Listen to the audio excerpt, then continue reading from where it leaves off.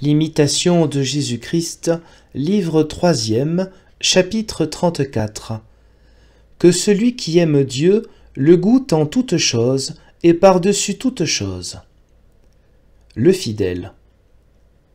Voici mon Dieu et mon tout. Que veux-je davantage, et que puis-je désirer de plus heureux?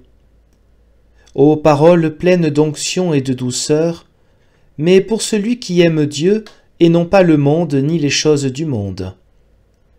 Mon Dieu est mon tout, c'est assez dire à celui qui conçoit, et la répétition en est douce à celui qui aime. Car tout est agréable quand vous êtes présent, et tout déplaît en votre absence. Vous rendez le cœur tranquille, vous y portez une grande paix et une joie sensible. Vous apprenez à juger sainement de tout et à vous louer en toutes choses. Sans vous, rien ne peut plaire longtemps. Mais pour y trouver de l'agrément et du goût, il faut que votre grâce s'y mêle, et que le sel de votre sagesse l'assaisonne. Quel dégoût peut trouver celui qui vous goûte? Et que peut-il y avoir d'agréable à celui qui ne vous goûte pas? Mais les sages du monde et les voluptueux se confondent à la vue de votre sagesse, parce qu'il n'y a que vanité dans les uns, et que les autres se donnent la mort. Ceux, au contraire, qui vous suivent en méprisant les choses du monde et en mortifiant leur chair, sont reconnus pour vraiment sages, parce qu'ils passent de la vanité à la vérité, et de la chair à l'esprit. Ces personnes-là goûtent Dieu, et si elles trouvent quelque chose de bon dans les créatures, elles le rapportent à la gloire du Créateur.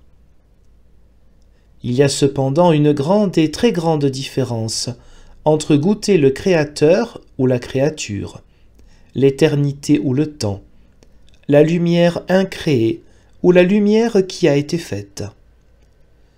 Ô lumière éternelle qui surpassez toutes les lumières créées, dardez vos rayons du haut du ciel, et qu'ils pénètrent dans le fond de mon cœur. Purifiez, réjouissez, et vivifiez mon âme et toutes ses puissances, afin qu'elle s'attache à vous par des transports de joie. Oh, quand viendra ce moment heureux et désirable, où vous me rassasirez de votre présence, et où vous me serez tout en toutes choses. Ma joie ne sera point entière jusqu'à ce que je l'obtienne. Hélas, le vieil homme vit encore en moi. Il n'est point crucifié tout à fait. Il n'est pas entièrement mort. Il se révolte encore fortement contre l'esprit. Il excite une guerre intestine.